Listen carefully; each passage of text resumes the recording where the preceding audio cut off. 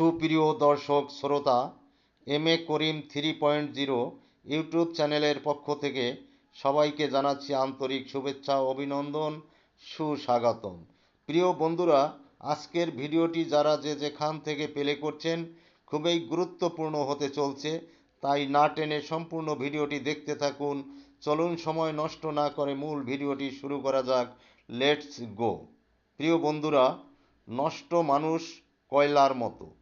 নষ্ট মানুষের সাথে কখনো বন্ধুত্ব কিংবা শত্রুতা কোনোটাই করা উচিত নয়, কারণ কয়লা গরম হলে হাত পুড়িয়ে দেয় আর ঠান্ডা হলে হাতে কালি লাগিয়ে দেয়। আজ এ পর্যন্তই।